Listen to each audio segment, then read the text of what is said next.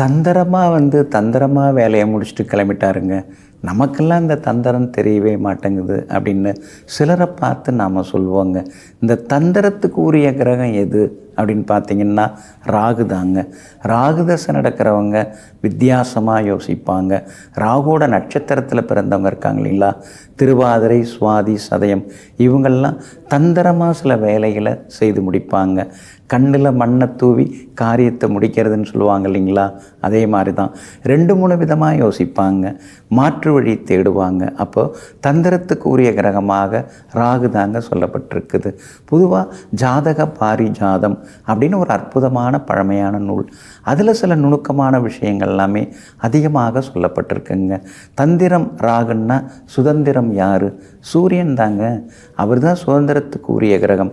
ஒருத்தர் சுதந்திரமாக செயல்படுறாரு அப்படின்னா அவங்க சூரியன் ஆதிக்கம். சிம்மராசிக்காரங்களை பாருங்கள், யார் சொன்னாலும் எதுவும் கேட்க மாட்டாங்க, அவங்களுக்கு என்ன தோணுதோ அதை செய்வாங்க. சிம்மலகுணக்காரங்களும் அப்படி தான்.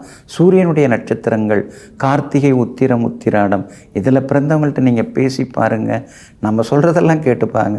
கடைசியாக அவங்க என்ன சொல்லி ஆரம்பித்தாங்களோ அதிலே கொண்டு வந்து நிறுத்துவாங்க.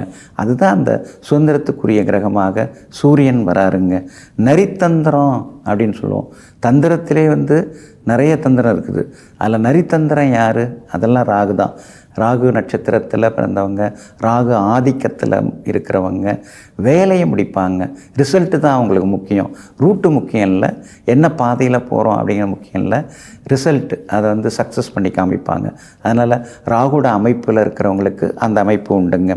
இதுலேயே ராஜதந்திரம் அது யாருக்குள்ளது அப்படின்னு பார்த்தோம்னா சூரியன், செவ்வாய், இந்த 2 கிரகம் சேர்ந்துருக்கிறவங்க ராஜதந்திரமாக நடந்துப்பாங்க.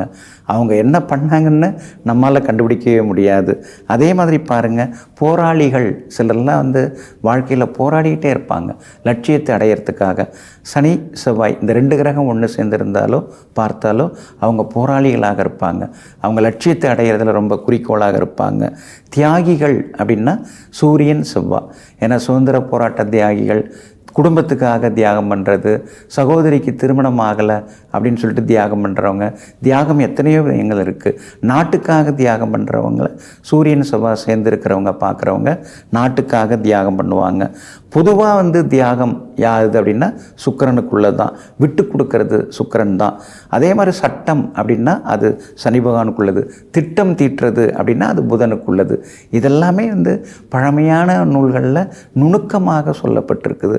அதை நுணுக்கி ஆராய்ந்து பார்க்கும் பொழுது பராசர ஹோரா, அதுக்கடுத்தது ஜாதக பாரிஜாதம், இதெல்லாம் நுணுக்கமாக ஆராய்ந்து படிக்கும் பொழுது இந்த மாதிரி சுவையான விஷயங்களை நாம் தெரிஞ்சுக்கலாங்க. அதனால் சுற்றி இருக்கிறவங்களில் சுதந்திரமானவங்க யார், தந்திரமானவங்க யார் அப்படிங்கிறத ஜோதிடம் மூலமாக தெரிந்து கொள்வோங்க.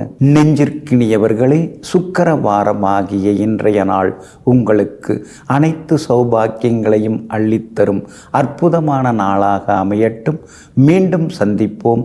நன்றியுடன் உங்கள் ஜோதிட முனைவர் KP வித்யாதரன். வணக்கம்.